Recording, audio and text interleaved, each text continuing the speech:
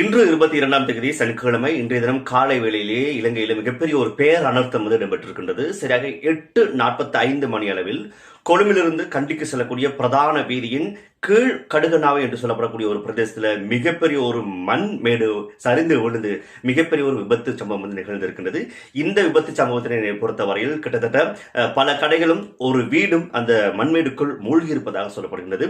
அந்த வீட்டிலும் கடையிலும் அதே நேரத்தில் அருகிலும் பலர் வசித்திருப்பதாக சொல்லப்படுகிறது.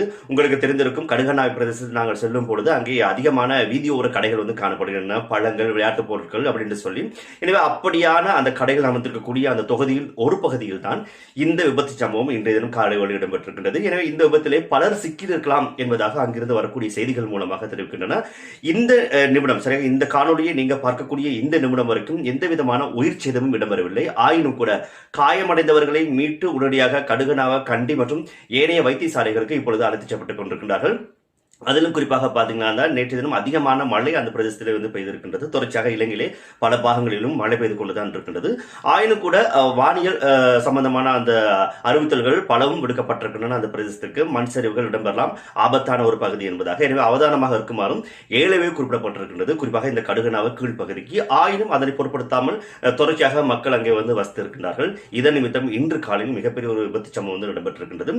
இந்த விபத்து சம்பவத்தை பொறுத்தவரையில் இதுவரையில் உயிர் சேதங்கள் இடம்பெறவில்லை. ஆயினும் கூட அந்த வீட்டுக்குள்ளும் கடைகளுக்குள்ளும் பலர் சிக்கி இருக்கலாம். அதாவது வீட்டு உரிமையாளர்கள், வீட்டில் வசிப்போர், அது மட்டும் இல்லாமல் கடைகள் வேலை செய்யக்கூடியவர்கள், வீதியில் சென்றவர்களும் யாராவது சிக்கி இருக்கலாமா என்பதன் வகையில் தான் இப்பொழுது மீட்பு பணிகள் மிக வேகமாக துரிதமாக இடம்பெற்று வருகின்றன.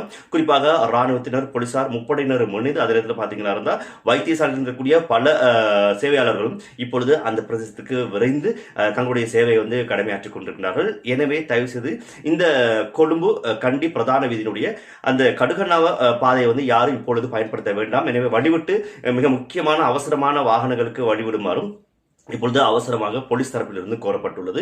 எனவே இன்று காலை சரியாக 8:45 மணி அளவில் இலங்கையில் மிகப்பெரிய ஒரு விபத்து சம்பவமாக இந்த சம்பவம் பார்க்கப்படுகின்றது, பதிவாக இருக்கின்றது.